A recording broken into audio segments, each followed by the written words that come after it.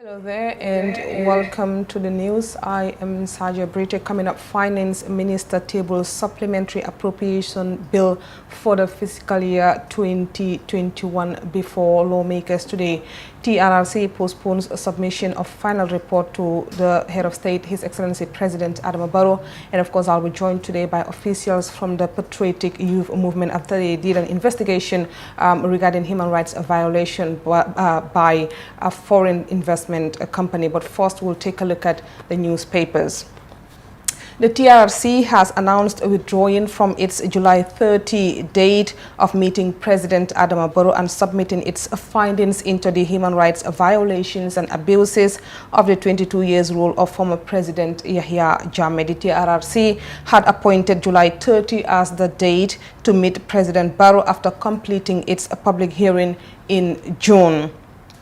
Meanwhile, the Gambia government has proposed a 3 million honorarium to officers of the Drug Law Enforcement Agency for the mass seizure of nearly 3 tons of cocaine at the Banjul ports in January. The 118 bags of cocaine worth over $4 billion is allegedly belonging to one Banta Keita, a French Gambian, were discovered during a search of a container shipped from Ecuador through Spain to the Gambia.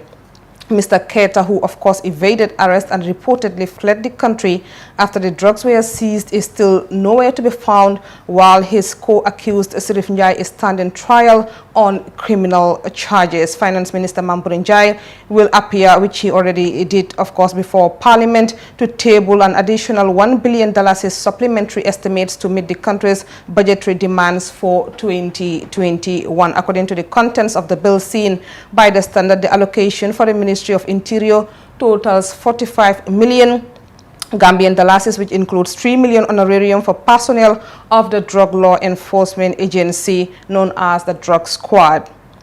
Government said the honorarium is expected to boost the morals of the anti-narcotics agents who play a pivotal role in the fight against illicit drugs. The 45 million allocation for the ministry will also see DLIC's monthly subsidy increased from 9 million to 12.5 million Gambian dollars. Meanwhile, it has also been proposed that the Gambia Radio and Television Services be given $30 million as honorarium to cover election duties. And moving on to the next story, controversial Babylon Alcalo clarifies comments against the Christian community. After being widely condemned for his comments that he would not allocate land for building a church in his village, the Alcalo of Babylon, Lamin Bijaju, has said that his comments were misinterpreted by the National Human Rights Commission.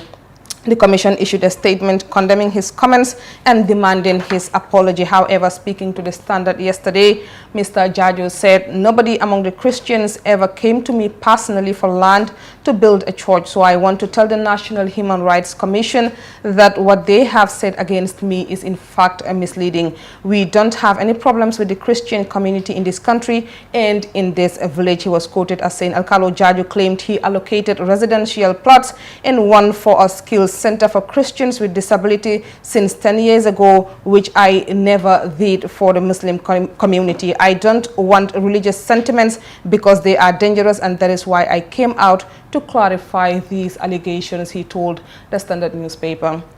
That's it for the papers. Let's go for a break and we'll be right back.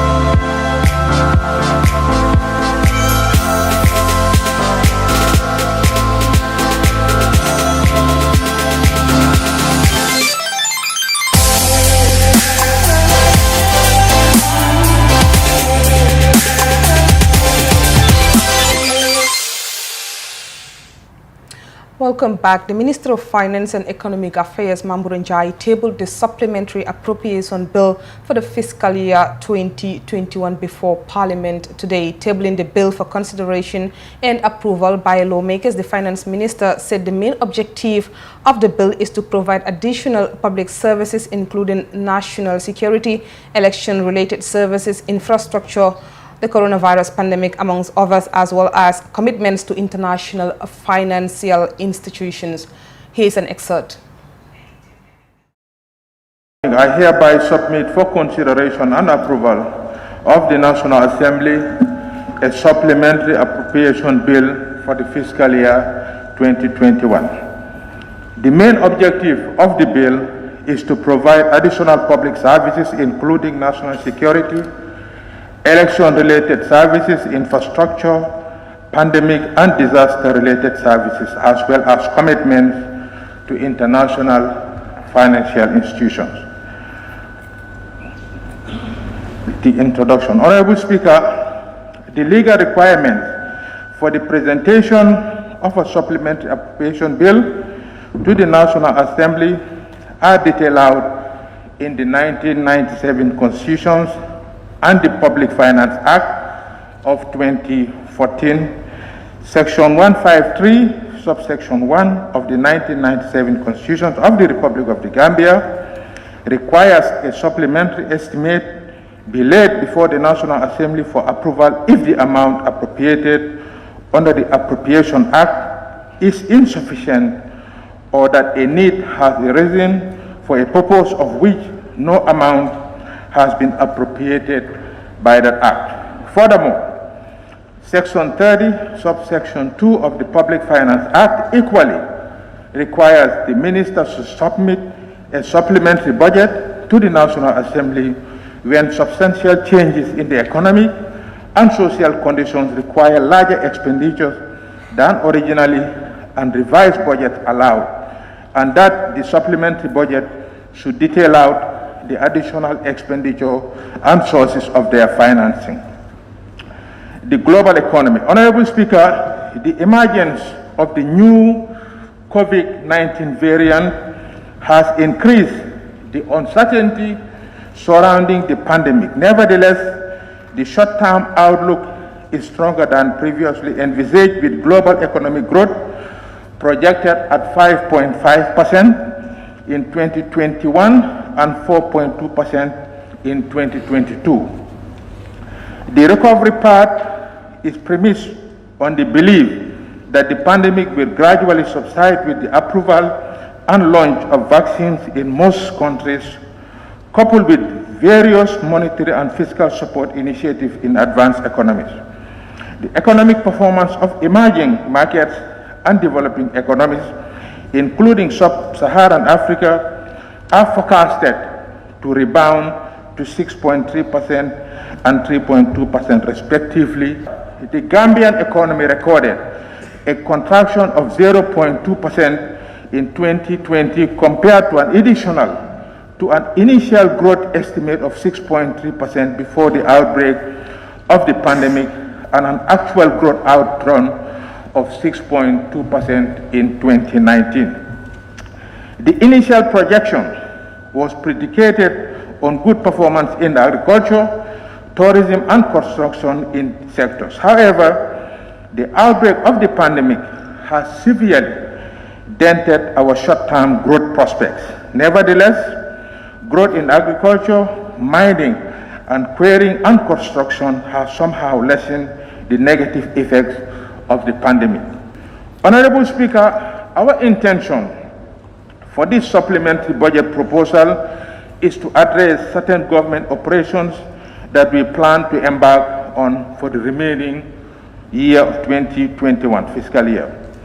Key among this includes the shortfall for financing upcoming election-related activities. Other expenses include the compensation of affected landowners on the planned extension of the Battle-Harden Highway and the construction of secondary roads in preparation for the hosting of the next year's OIC Summit. The areas associated with the construction of the Kaling Bustown and Bassa Yoruba roads, the toll facility at the Senegambia Bridge, the settlement of some of our equity areas due to international and regional development banks, the purchase of life support ambulances to be distributed across the country, scholarship areas owed to University of the Gambia, and finance for security-related activities are also key objectives of the proposal. For the first time in the Gambia, your favorite GSM operator, Africell, is the first and only GSM operator to launch a brand new technology called the eSIM. The eSIM simply means you can use your phone without a SIM card. Do you have an iPhone 11, any of the iPhone X series, a Google Pixel 3, or any new phone that supports the e-technology? Then walk into any Africell customer care center and activate your eSIM today. With your virtual Africell SIM, you can use more than one number without having a physical SIM card in your phone. Enjoy this brand new technology for the first time in the Gambia, brought to you by Africell. eSIM, your phone without a SIM card. For more information, please call 111. Where Africell goes, nobody dares to follow. Welcome back. The Truth, Reconciliation and Reparations Commission today announced they're withdrawing from its July 30 date of submitting its findings and recommendation to Gambian President Adama Barrow. Mati Senghor has more on this report. The Truth, Reconciliation and Reparations Commission was established and launched on the 5th October 2018 to look into alleged human rights violations during the 22-year rule of former President Yahya Jammeh. After more than 2 years of often spectacular public hearings, the Truth, Reconciliation and Reparations Commission closed its public hearing on the 28th May 2021. The Commission, the Attorney General, and Minister of Justice and the Office of the President, after consultations, agreed on the 12th July 2021 as the date for the submission of the final report to the President. However, the Office of the President informed that due to the previously arranged engagement, the President was not available to receive the Commission on the 12th of July, proposed a new date of 30th July 2021. The chairman of the TRRC in a presser earlier today highlighted that the Commission and the Attorney General and Minister of Justice have suggested a new date to submit the final report and recommendations to the President. However, the Office of the President informed them subsequently that due to the previously arranged engagement, the President was not available to receive the Commission on the 12th of July and therefore proposed the new date of 30 July 2021. The Commission informed the Attorney General on 27 July that it needed more time, about 8 weeks, to complete all 16 volumes of the report and other important documents.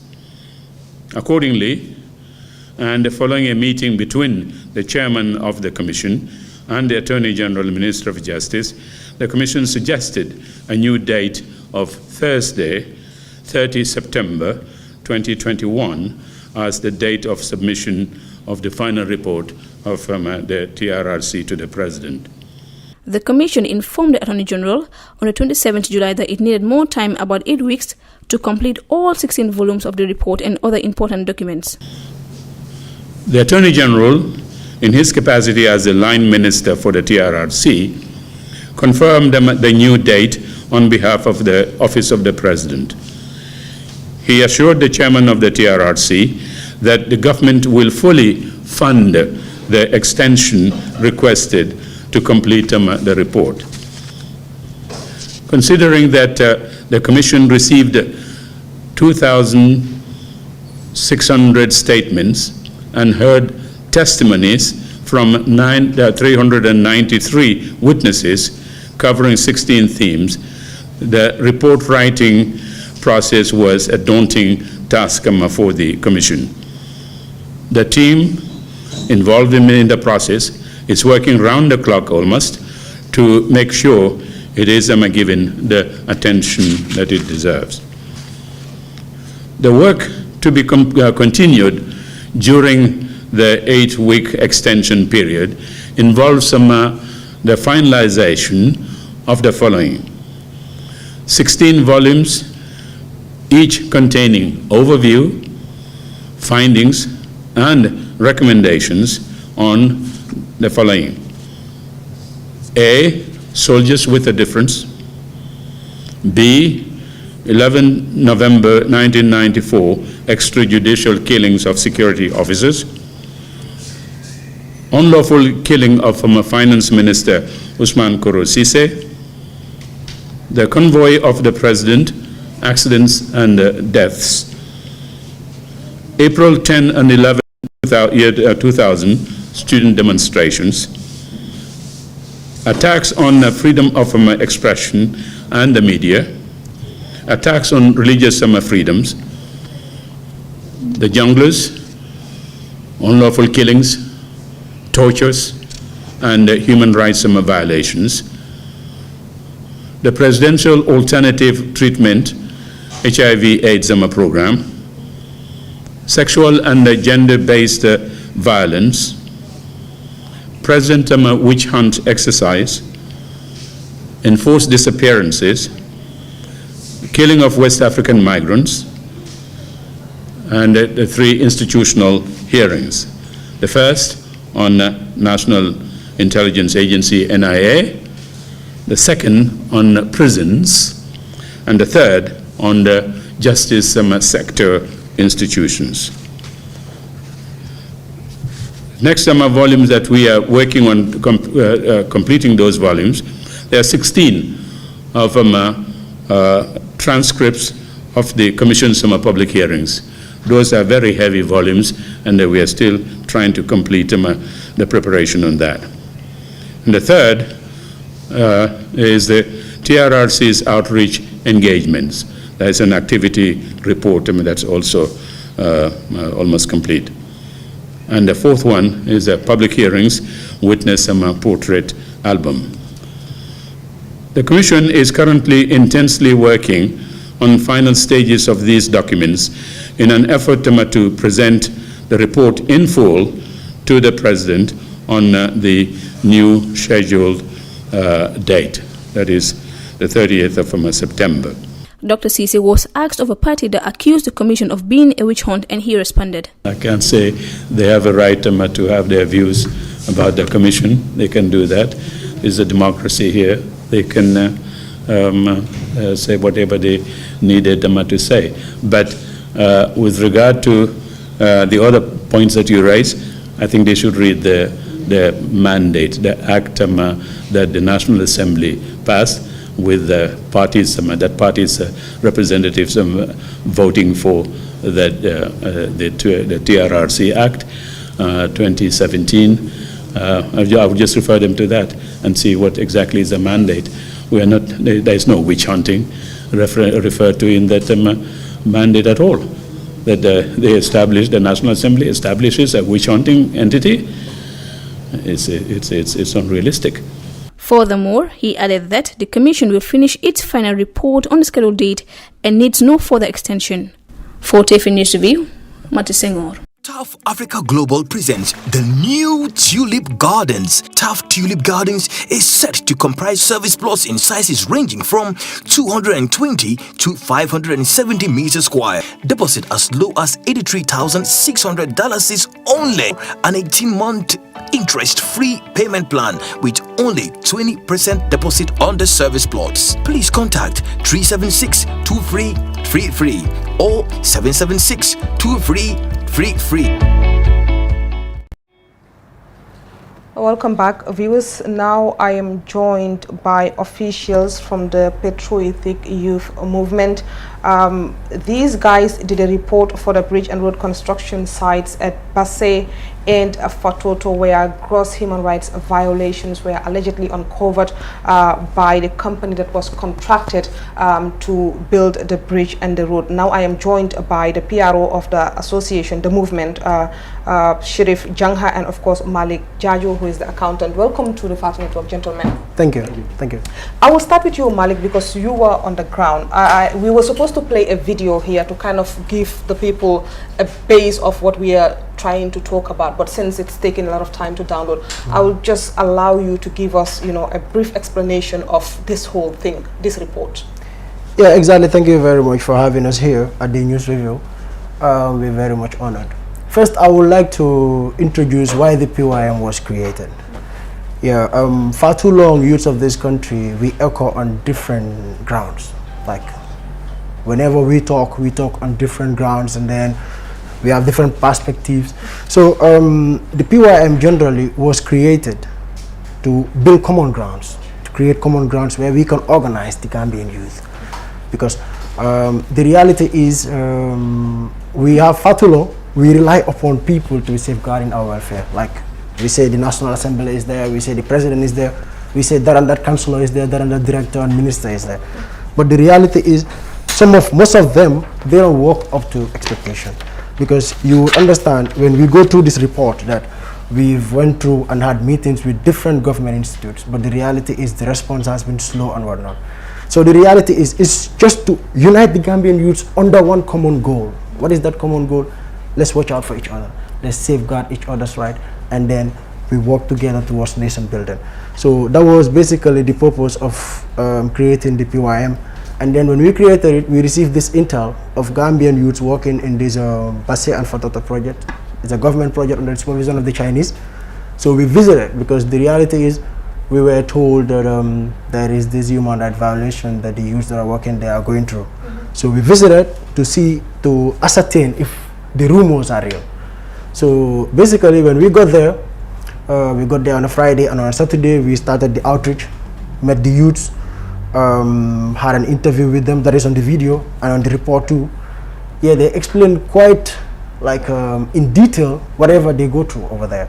But it will come to your surprise that things like this are happening in the Gambia. And then these youths claim that they've complained to every single authority out there in URR, but nothing has been done. They work from 7 in the morning to 7. Yeah, because I just wanted to get to that, to be specific. What were some of the things that this investigation unearthed? Exactly. Yeah, these youths, they work from 7 in the morning to 7 in the evening, like without no overtime pay. And this has to be every day of the week. They have to report to work. And then whenever they get injured during working hours, they will have to go to the hospital on their own charges, and they have to report back to work on the same day. Because if you don't come, you can be fired for it, because these youths were not contracted. So that gives the Chinese this power to hire the youths today and fire them tomorrow. So they have to report to work. Even if they come with an ED, it will not be respected. Yeah, so, and the next thing is that these youths have been beaten. They beat them with rods. And even one of the youths have to tell us, like, that there was a day they were walking. It's a bridge. So definitely there is water on the ground. It's a river. The hammer fell inside the water. They have to instruct that they have to go down and bring the hammer. Inside the water. Inside the water. So if we were to discuss everything, it's gonna be like so too much, right? But to understand, to put things to perspective, is like they were working under severe conditions. You can see them, they transport rods with their bare hands because there is no safety equipment. Only safety equipment that was there was this thing, how they call it, helmet. But the rest, no safety boot, no safety gloves, no safety wears. Yeah, so they easily get injured. It's very difficult to have people working for a week without having a severe injury. Yeah, severe injury. Yeah, so this was basically what was going on over there. And for you, Sharif, why was it important for this movement to look into this case in particular as a young person? First, time dictates agenda. And if you don't know what time it is, you might do the right thing at the wrong time and get not the right results. And two things await the people: that they have the responsibility to seek the right knowledge at the right time, that they will take charge of their destiny, or they leave it in the hands of others to shape their destiny for themselves. And it is important to understand that we allow ourselves to be in the hands of other people. And it is important for us as young generations to take responsibility, because if we do not take responsibility for our lives and for our future and for our destiny, then likely we will not have the destiny we intend to have. So if what happened in Basse is left unaddressed, it's going to be a pace setup that will continue forever. So we concern youths, we say this has to be reported to stop it, because we have seen what happened in Congo, where we have young men and women, children, being exploited to exploit the resources of Congo, and some of them at the detriment of their own life, and nothing has been done in Congo. So if we don't stand up to address the problem that's going to occur in our country, and we have to raise the alarm that we are not going to allow any force anywhere to come to this country and exploit our people without giving us what we demand, without giving us our due rights. Because I cannot be working under that conditions without any protective equipment. It is absolutely wrong. And the authorities that elected or put in office to serve our well-being and welfare have been rigged too, but nothing has been done. So if we allow that to happen and nothing has been said, nobody stands up to speak about it, what do we expect to happen? Things will continue. So we say then it is our duty and our responsibility as patriotic youths to get there and see what happened, so that we can report it back to the public, because we met a lot of officials, but nothing was done. So then we deem it necessary then to go there and report what happened. Does this whole thing come to you as a surprise? Because it's interesting that you mentioned Congo and how, you know, rights are being violated there by foreign investors. But the most embarrassing part about this whole thing is that we have seen videos circulating online where we have officials, I don't want to mention a particular country, but officials, foreign officials, going to a particular country in Africa, and we see these officials actually assaulting a minister. We've seen that video online. Does it come as a surprise to you? No, it doesn't come to me as a surprise. Do you know why? Because he who pays the pipe dictates the tune. So if I am the one paying you your allowances, if I am the one, you know, sponsoring your development project, then I am an investor. I come into your country. Then whatever I do, what are you going to say? You won't say anything, because I am the one giving you the fund that is required for you to be in power. So what are you going to do? You're not going to do anything. And that is what is happening in all African countries. You will see ministers who are supposed to serve the public interest are being bought off by this foreign, bribe them, giving them some money, giving them free visa, giving them a lot of money that they cannot speak because they have been bribed. So if I bribe you to do a particular cause, are you going to speak? You don't have, because your mouth has been shut down, because you have been bribed. It's not a surprise to me, because we allow these foreign powers to finance our development projects, and then under conditions we accept. So if we do accept that, then what happened? This is what is going to happen. So we don't want it to continue. We want these Chinese, the authorities to address the Chinese. We see what they are doing in our seas and all that stuff. That is another topic of its own. But this issue, we cannot allow any force, anywhere, no matter how powerful you are, to come to our country, no matter how little resources we have, no matter how little power we have, to exploit us. It has to end. Malik, who are the authorities that you guys are confronted with this report, and what was the response? First, from the report, we met the National Assembly Select Committee for Youth and Sport. Yeah, we met them and we put the whole thing to them, that this is what is happening. You know, one thing is interesting in Gambia is so many people in power, when you give them some of the organizational or maybe functioning lapses that they have, lapses in operation, they kind of like, oh, I'm surprised, I don't know this is happening. But you are the one responsible. Interesting. So he's like, the guy was like, he doesn't know that this is happening, and then he commended the effort that we did to go all the way and then get this information. This is the National Assembly Select Committee on Youth and Sport. Exactly. So he's like, okay, he advised us to write a petition, which we wrote, to petition the Chinese company formally. Yeah, but having a second thought on it is like, is his responsibility to safeguard the welfare of this youth? Why ask us to write a petition when we call this attention to this issue? Yeah, so you could understand what is going to happen. But most interestingly, we went to the National Human Rights Commission too, through the connection of the National Youth Parliament President, Speaker Rada, Omar Cham. He connected us to the National Human Rights Commission. We met them too, and gave them the report and the video, which they promised within a month they will do an investigation and then make a recommendation to the government. Has it been a month since they had access to this report? It was in Ramadan. So that will be like maybe two months plus, heading to 3 months, possibly. Yeah, so you could understand, they promised, and then what will you have to do? You just have to come sit and wait. We have been making follow-up calls. The calls are not returned They don't pick the calls. Right, so it is so crazy. These are the institutions that we have in place. So we tried meeting the National Youth Council, also the executive chairperson, but to no avail. We had meetings twice that were scheduled, and then he didn't appear, only to give a text like, I cannot make it and whatnot, busy with some engagements and whatnot. So we gotta take that. What does this tell you?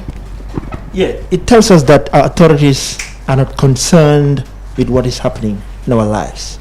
You know, when election comes, they bamboozle us with promises, and then election go by, they forget all the promises and then go and serve the interests of those who are giving them the fund to do their development projects. And this, we are saying it has to end. You know, if I give you a responsibility and pay you that responsibility to serve, you're expected to do that. But not to, you know, your people should be conscious enough to understand that power belongs to them. That we are the owners of power, and if we are the owners of power, whoever we entrust that power, we must put them to charge to do what we want. But what they do in return is to put laws that will impede us not to stand up against what they're doing that is wrong. And most of Gambians are very complacent. We tend to ignore everything. We tend to conform with everything. Let's leave it. Ninko Baino. That masla syndrome is affecting us. And look at it, we are over 50 years from independence. But still we are crying on one particular problem. Still now. Nothing being solved. So it is now our responsibility as this generation heading into the next to prepare our country for the generations to come. We cannot leave it in the hands of those people who are serving other powers. We are saying that we have to rise up now and start to take charge of our destiny. Because whatever today these people are doing there directly affects us tomorrow. Because we are the one to take over responsibility. So if today you are occupying an office and you are not doing as mandated, if I come into your place, what is going to happen? I have another challenge. Because you are not accounted as to what you're doing in that office. So meaning we need to be accounted to make sure these precedents set cannot be repeated. But who can stop it if authorities don't stop it? It is the population has to stop it, and all the authorities to do what they are expected of, or else we will stand up against the authorities. That's what we are saying. It's very unfortunate that all the people that you have confronted with this report are basically silent over it. Where do you go from here? Yeah, very important, because first, for publishing this video, we want to say something with it. That is, this video came viral because the authorities that were responsible for taking an action didn't failed. We met them all with all this information first, because we think everything in this country, the lapses that happen, maybe it's a problem of information, misinformation, or maybe the communication lines are not clear, so that the president gets to know this, or the minister, or maybe the director, right? But then we try to communicate with all of them, but to no avail. So that's why the video is viral. So first, what we seek to acquire from all this is it has to go throughout the length and breadth of the country. Every single youth, every single mother, every single father has to understand whatever is going on in this country. And for the father has to understand that his son can be a victim next time. For the mother, the same. For that sister, for that brother, for everyone in this country, we need to understand that this is what we are locked up in. Like, you can be the victim next time, or he or another person. So we need to unite first. I'm talking to the youth. First, we need to do a massive campaign on the youth, to unite the youth on a common ground. That enough of saying that we have a president in place, enough of saying we have a government in place, we have that so ministry and whatnot, or commission to safeguard our welfare. No, like, it is not there. It is not vibrant. So we need to organize ourselves into movements, not advocates anymore, but into movements, to make sure that we address these issues. Whatever it requires, we give it. Whatever it requires, we give it. And what do you have to say to the Gambian youth, especially at a time when we are heading to the polls in December? Yes, unity is very important, because we have seen in the social media people using sentiments attacking one another. We have seen youths in this country, not coming to common grounds. So as long as I don't believe in what you believe in, so you are my enemy. You are my enemy. And that is not the case. I have a view, and which you should respect, just as you have a view I should respect. But if I hold a different opinion, contrary to yours, then I am termed as an enemy. And I think if our generation failed in coming together to shape the destiny of this country, then we are shifting another burden to the next generation, just as the burden is shifted to us. So what we are telling that the election is coming, we should vote wisely. We cannot listen to just follow jamborees or follow any sentiments. We look at party programs, party agendas. What do you have for this country? Sincere program. That's why we should read whatever everybody present before us. But sometimes we just want to depend on hearsays. It's our duty. It is the duty of every youth to take the manifesto of every party and sit in your home and study them and read it and translate it to those people who cannot read. What this one says, what that says, and choose the best you think can serve the interests of this country. Then we go ahead with that. The Gambia belongs to us, and it is nobody's property. It is our property, and it is our responsibility to safeguard that property, and we should respect one another, not to insult, to safeguard the peace, the tranquility of this country, and make sure that the development this country yearns and its resources must be used to serve the interests of this country. But sometimes, like they said, the youth are not very much engaged into politics. Why is it important for them to start paying attention? Because we are the one taking over. Because it is our lives, it is our destiny that we are giving to somebody else. So if we don't take the responsibility to involve ourselves into it, then what are you saying? You're handing over your destiny to somebody else to do for you. And then he will do it and play it anyhow he wishes. And then you sit and complain. So that is why it is your responsibility to make sure that you stand up now and say, I'm going to involve and take charge. In case whatever happened, I'll take responsibility. But if you leave it in the hand of somebody, then he plays with what you live in, and you cannot complain. So therefore, the campaign should be on, not based on sentiment or based on tribes or based on somebody I know, but based on who is having the agenda we need. And if that is not done, the same thing will reoccur every another 5 years. Another person will come, we keep complaining on the same issue, just as we've been complaining for 50 good years. Nothing will change. So as long as the mentality, the attitude, and our ways of perceiving reality is not changed, this country will remain the same. So that's why we must engage in making research, making studies. I always emphasize people should start to read.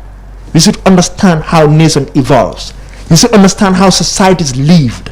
And that can only be done if we take it as our responsibility and study and read history, read what happened in the past. Why is this happening today? It's simply because it was tabled yesterday.